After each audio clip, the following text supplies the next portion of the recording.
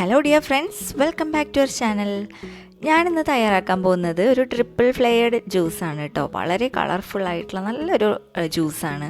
അപ്പോൾ എല്ലാവരും ഇതൊന്ന് ട്രൈ ചെയ്ത് നോക്കുക. നമുക്ക് വീട്ടിലെന്തെങ്കിലും ഫംഗ്ഷൻ ഉണ്ടാകുമ്പോഴോ അല്ലെങ്കിൽ ഇഫ്താറിനൊക്കെ ഉണ്ടാക്കാൻ പറ്റിയിട്ടുള്ള ഒരു അടിപൊളി ഒരു വെറൈറ്റി ജ്യൂസാണ്. അപ്പോൾ നിങ്ങളെല്ലാവരും ഇതൊന്ന് ട്രൈ ചെയ്ത് നോക്കുക കേട്ടോ.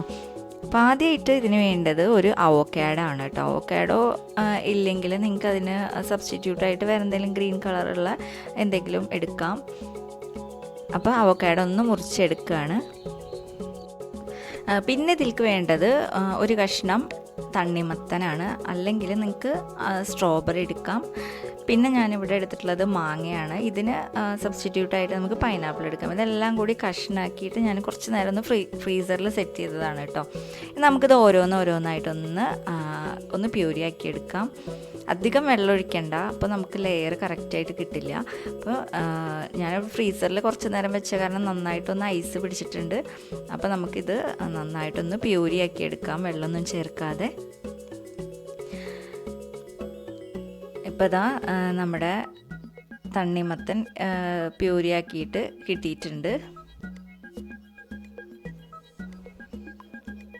അധികം വെള്ളം ഒഴിക്കണ്ട കേട്ടോ. വെള്ളം ഒഴിക്കുമ്പോൾ ഇതേപോലെ നമുക്ക് സെറ്റ് ചെയ്താൽ കിട്ടില്ല, എല്ലാം കൂടി ഒരു മിക്സായിട്ട് മാറും.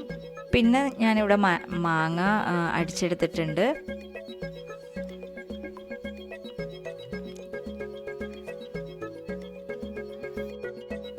അടുത്തത് അവോക്കാഡോ അടിച്ചെടുക്കാം. അപ്പോൾ ഇത് മൂന്നും കൂടിയിട്ട് ഞാനിതാ ഇവിടെ സെറ്റ് ചെയ്ത് വെച്ചിട്ടുണ്ട്.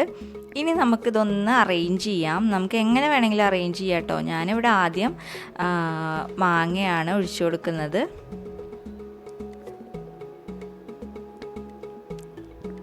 അതിനുശേഷം നമുക്ക് അവോക്കാഡോ ഒഴിക്കാം.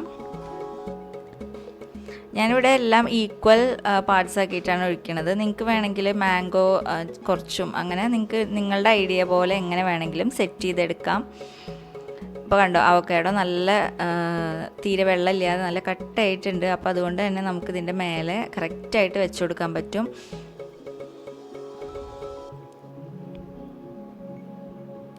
വെള്ളം ആയിട്ടുണ്ടെങ്കിൽ എല്ലാം കൂടി ഒരു മിക്സായി മാറും. അപ്പോൾ പിന്നെ നമുക്ക് കാണാൻ അത്യാവശ്യം ഭംഗി ഉണ്ടാവില്ല. ഇനി അടുത്തത് നമുക്ക് തണ്ണിമത്തൻ ഇതേപോലെ ഒന്ന് സെറ്റ് ചെയ്തെടുക്കാം. അപ്പോൾ നല്ല ഭംഗിയുണ്ട് കേട്ടോ അത് കാണാൻ. അപ്പോൾ എല്ലാവരും ഇങ്ങനെ ഒന്ന് ഉണ്ടാക്കി നോക്കുക, ഒരു ദിവസമെങ്കിലും ഇങ്ങനെ ഉണ്ടാക്കി നോക്കുക. കാരണം നമുക്ക് എല്ലാ ഫ്രൂട്ട്സും കഴിച്ചതിൻ്റെ ഒരു ഫുൾനെസ് കിട്ടുകയും ചെയ്യും. നല്ലൊരു ഭംഗിയാണ് ഇങ്ങനെ അറേഞ്ച് ചെയ്ത് കുറേ വെക്കുകയാണെങ്കിൽ. നമുക്ക് നല്ലൊരു ഒരു പോസിറ്റീവ് എനർജി ഫീൽ ചെയ്യുകയും ചെയ്യും. അപ്പോൾ എല്ലാവരും ഇതൊന്ന് ട്രൈ ചെയ്ത് നോക്കുക കേട്ടോ. അപ്പോൾ നിങ്ങൾക്ക് വീഡിയോ ഇഷ്ടമായി എന്ന് വിചാരിക്കുന്നു. ഇഷ്ടപ്പെടുകയാണെങ്കിൽ ഒന്ന് ലൈക്ക് ചെയ്യാം. നമുക്ക് വളരെ സിമ്പിളായിട്ട് ഉണ്ടാക്കാൻ പറ്റിയിട്ടുള്ള ഒരു ജ്യൂസല്ലേ ഇത്. അപ്പോൾ എല്ലാവരും ഇങ്ങനെ ഒന്ന് ഉണ്ടാക്കി നോക്കിയിട്ട് നിങ്ങളുടെ അഭിപ്രായങ്ങളൊക്കെ അറിയിക്കുക. ഇഷ്ടപ്പെടുകയാണെങ്കിൽ ഒന്ന് ലൈക്ക് ചെയ്യുക, കമൻറ്റ് ചെയ്യുക. സബ്സ്ക്രൈബ് ചെയ്യാതെ കാണുന്നവരൊന്ന് സബ്സ്ക്രൈബ് ചെയ്യുക കേട്ടോ. അപ്പോൾ ഇനി അടുത്ത പുതിയൊരു സിമ്പിൾ റെസിപ്പി ആയിട്ട് വരാം. Thank you.